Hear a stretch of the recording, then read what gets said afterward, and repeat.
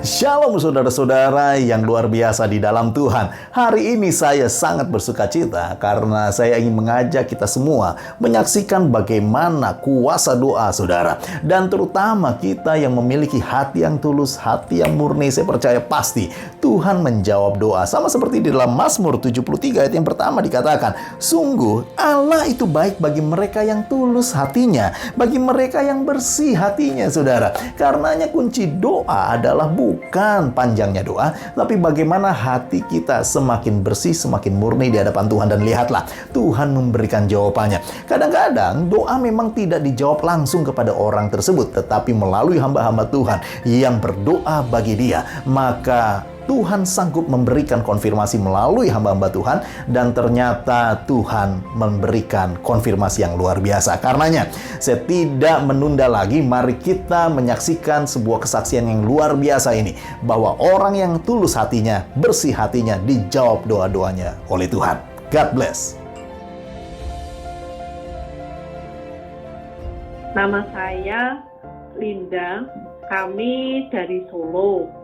Kami di Solo mengerjakan ini kalau saya sih mengerjakan konveksi di rumah, di perumahan kami di Solo Baru. Ya, cuman suatu konveksi kecil-kecilan aja. Itu saya tuh selalu khawatir dan mempunyai kekhawatiran tuh yang sangat berlebihan. Itu seperti ini. Saya tuh karena kan tadi cuman berpikir berdasar akal manusia saya, sehingga saya tuh selalu nggak pernah puas. Saya tuh merasa gini, wah gimana ya dengan minggu depan itu, gimana ya dengan kedepannya ini, kok cuman ada sekian nih orderan, ntar gimana dengan, dan itu biasanya tuh juga terjadi benar nanti minggu depan tuh benar-benar nggak ada orderan, nggak ada ini. Jadi kita tuh terus jadi merasa frustasi kan, terus akhirnya kita melangkah yang macam-macam. Nanti kita bisa mau merekrut sales lah, terus kita jadi mau keluar kota, harus cari orderan ke sana istilahnya tuh tabrak sana tabrak sini gitu loh. Karena kita cuma mengandalkan kekuatan manusia tadi, kita berpikir ini dan itu, nanti ngambil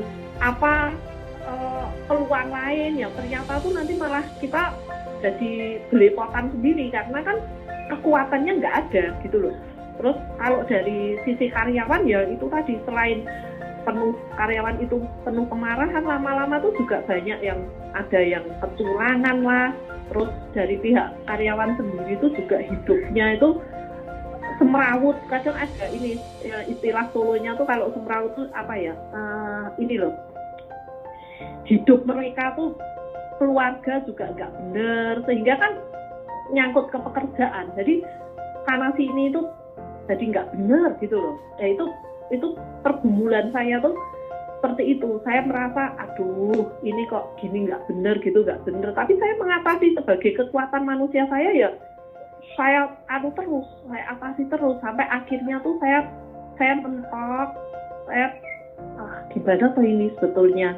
Terus suatu hari yaitu tadi kita kebetulan ada teman yang mulai kasih kita bimbingan kerohanian, tapi pelan-pelan sih sebetulnya, dari ikut seperti sales group seperti itu.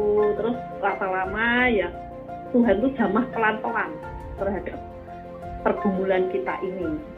Kebetulan ada lagi ini persekutuan doa lagi. Nah waktu itu sekitar bulan mungkin pertengahan 2019 itu kami bertemu dengan Pastor Daniel. Nah, saat dengan Pastor Daniel ini, kami kan tadi sudah dimasukin ini pengertian tentang adanya iblis tadi di rumah, kuasa-kuasa seperti itu. Terus Pastor ini tadi doain kita saat itu. Pastor saat doain, dia ngomong bahwa kita itu harus bisa merasakan semua kepahitan kita harus bisa hidup di dalam Tuhan yang benar. Dan seperti itu Pastor menyarankan pada kita bahwa suatu hari kalau aku ada waktu, Pastor bilang gitu, saya akan main ke rumah kamu dan mendoakan rumah kamu. Terus dia pesan ke kita, kamu harus berdua itu harus punya kehidupan rohani yang kuat, doakan musuhmu, seperti itu. Ya, saat itu kita mulai lebih banyak paham lah, maksudnya karena kita sudah mulai dekat dengan firman, sering dengar firman. Terus akhirnya yaitu tadi bulan September benar-benar Tuhan kasih kita waktu dan pastor benar-benar bisa datang ke rumah kami. Atas seizin Tuhan, pastor hampir seharian di rumah kami, di restoran kami. Pastor bilang, benar-benar kamu itu yang di atas ada penunggunya. Penunggu itu mungkin dibawa oleh salah seorang karyawan kamu yang mempunyai kepercayaan seperti itu. Itu di atas, di ruang kerja kami itu. Dan itu sangat besar, katanya gitu. Terus yang di bawah juga ada. Kalau yang di bawah itu katanya memang yang penunggu rumah ini dulu saat dibangun seperti itu. Tapi tadi pastor bilang, tapi semua kuasa itu dalam nama Tuhan Yesus itu semua dapat kita usir dan roh kita itu lebih besar dari mereka. Asal kita percaya bahwa darah Yesus itu yang akan menyucikan semua itu. Terus mulailah pastor tuntun semuanya. Kerohanian kami sampai detail, sampai hal-hal terkecil bahwa kita mengubah aura rumah kami. Jadi pastor ngomong, di restoran pun sama. Jadi juga ada penunggunya, bahkan kalau roh di restoran itu malah sedikit nakal seperti itu. Semuanya kita ganti aura. Maksudnya aura itu seperti ini. Jadi ada lagu-lagu instrumen rohani di tempat itu, sehingga kita izinkan hanya Tuhan saja yang bekerja di semua lini kehidupan kami. Dari situ kami ubah hidup kami sepenuhnya. Jadi kami mempunyai kebiasaan dulu ya, berdoa itu kami berdoa, tapi nggak pernah kami itu menyerahkan semuanya sama Tuhan. Segala kehidupan kami dari pagi sampai malam, bahkan pagi bangun pun kita bersyukur. Itu benar-benar kita mulai dan kita bangun mulai sejak kita bertemu dengan pastor yang saat dia datang ke rumah kami itu. Jadi setiap pagi kami doakan semua lini rumah kami, juga restoran kami. Terus di malam hari kami berdoa pula dengan anak-anak. Kita tutup semuanya, tutup bungkus dengan kuasa darah Yesus sehingga rumah dilindungi oleh kuasa darah Yesus. Ya seperti itu. Dampaknya memang luar biasa. Hidup di dalam Tuhan dengan bersandar pada Tuhan, bukan pada kekuatan manusia. Tuhan kita benar-benar Tuhan yang ajaib. Itu saya rasakan sekeluarga. Tidak ada kuasa lain yang boleh kita bersandar kecuali di dalam Tuhan. Seperti ayat di dalam Yeremia itu 17, Yeremia 17 ya, ayat 5 dan ayat 7. Yang dulunya saya itu mengandalkan kekuatan saya, akibatnya kan ya seperti kata firman itu terkutuklah, ya kan. Terus kalau kita mengandalkan Tuhan, semuanya itu menjadi berkat.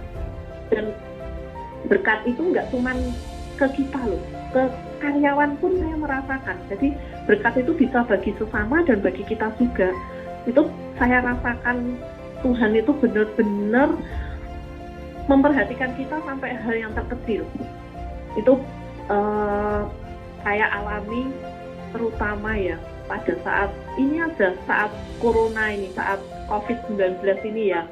Kan kita kalau di Solo kan COVID itu mulai dinyatakan sebagai KLB dan Solo ya tidak separah Jakarta memang PSBB-nya, tapi parah juga karena kita kota kecil, jadi kan kena dampaknya. Kalau kita mengandalkan pikiran manusia kita seperti dulu, makanya kan Tuhan juga sudah persiapkan dulu semuanya, betapa baiknya Tuhan itu.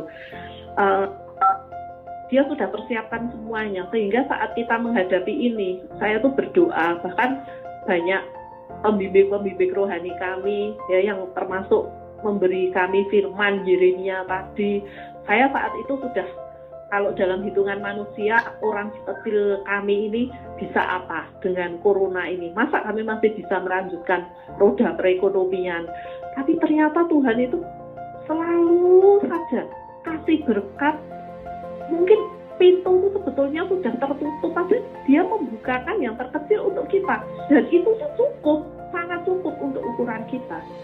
Itu jalannya memang benar-benar semua jalan Tuhan. Jadi sampai akhirnya saya saat KLB Corona itu dinyatakan di Solo bulan Maret, saya masih bisa menyelesaikan semua pekerjaan saya di konveksi saya maupun di restoran saya. Meskipun restoran itu tidak ada pembeli, tapi Tuhan kasih jalan yang lain. Tuhan kasih jalan online. Tuhan kasih jalan saya bisa bikin roti dan banyak orang pesan, saya antar-antar. Jadi Tuhan kasih penggantinya.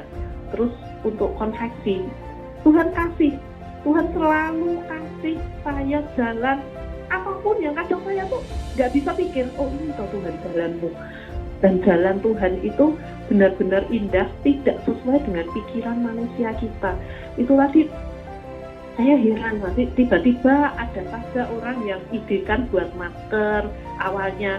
Ada orderan dari orang yang sebetulnya bukan customer saya yang biasa, dari orang Jakarta yang saya nggak kenal, tiba-tiba seperti itu. Sampai kota yang lain bisa buka, masker ini berhenti dan kami berjalan seperti biasanya. Nanti kota lain tutup, Tuhan kasih kota yang lainnya yang mau mengambil barang kita. Seperti itu jalan Tuhan.